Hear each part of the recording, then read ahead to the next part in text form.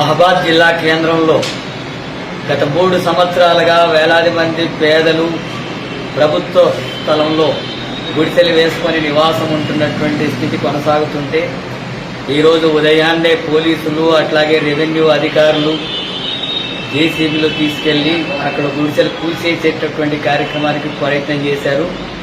అక్కడ ఉండేటటువంటి పేదలందరూ కూడా ప్రతిఘటించి అవసరమైతే మేము ఇక్కడ ఆత్మహత్య చేసుకుంటాం తప్ప రోడ్ల మీద పడాల్సి వస్తుంది, ఇక్కడ గుడిసెలు తీసేస్తే అని చెప్పి తీవ్రమైనటువంటి ఆవేదనతో మహిళలు పెట్రోల్ పోసుకొని తగలబెట్టుకునేటటువంటి చర్యలకు పోయేటటువంటి పరిస్థితికి పోలీసులు ప్రభుత్వం కారణమవుతుంది.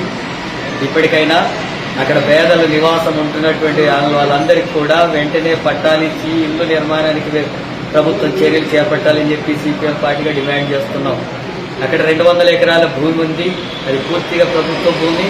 ఇప్పటికే అనేక మంది పెత్తందారులంతా కూడా ఆ భూములంతా కూడా అన్యాక్రాంతం చేసుకొని ఆక్రమించుకొని అమ్ముకునేటటువంటి ప్రయత్నాలు చేస్తున్నారు. అందులో కేవలం ఒక 15-20 ఎకరాల స్థలంలోనే పేదలు గుడిసెలు వేసుకొని 3 సంవత్సరాలుగా నివాసం ఉంటున్నారు.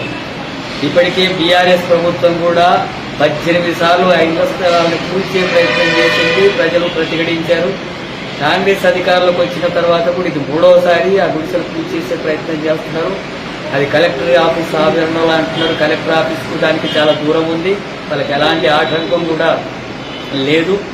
అలాంటి స్థలంలో, ప్రభుత్వ స్థలంలో ఇతరులంతా కూడా అన్యాక్రాంతం చేసుకొని ఆక్రమించుకుంటున్నటువంటి దాంట్లో పేదలు గుడిసెలు వేసుకొని ఉంటుంటే ఆ గుడిసెలు తీసేసేటటువంటి కార్యక్రమం చేసి వాటిని అన్నిటి కూడా కబ్జా చేయాలనేటటువంటి ప్రయత్నం కొంతమంది చేస్తున్నారు.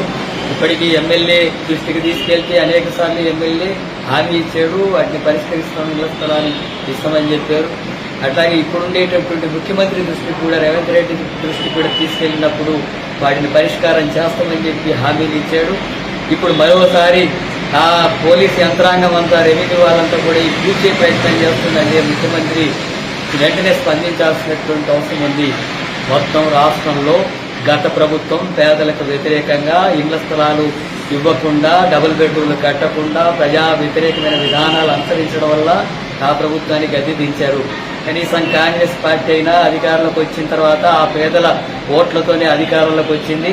వాళ్ళకి కనీసం ఉండడానికి ఇంటి స్థలం కూడా ఇవ్వకుండా గుడిసెలు కూడా పూర్తి కార్యక్రమం చేస్తామంటే తీవ్రమైనటువంటి ప్రతిఘటన ప్రజల నుంచి ఎదుర్కోవాల్సి వస్తుందని చెప్పి రాష్ట్ర ప్రభుత్వాన్ని హెచ్చరిస్తున్నాం.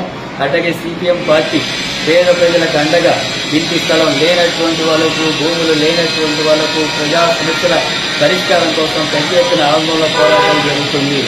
ఈ కాంగ్రెస్ ప్రభుత్వానికి కూడా వీటిని పరిష్కరించాలనేటటువంటి పేరుతో కొంత సమయం ఇవ్వాలని చెప్పి ఇస్తున్నాం.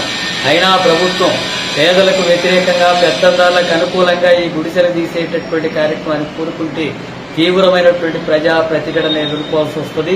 ఆ రకమైనటువంటి చర్యలకు పూనుకోవద్దని చెప్పి ముఖ్యమంత్రి రేవంత్ రెడ్డిని హెచ్చరిస్తున్నాను.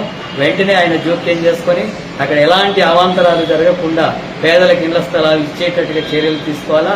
అక్కడ ఎలాంటి ఘటన జరిగినా ప్రభుత్వమే బాధ్యత వహించాల్సి ఉంటుందని చెప్పి హెచ్చరిస్తున్నాను.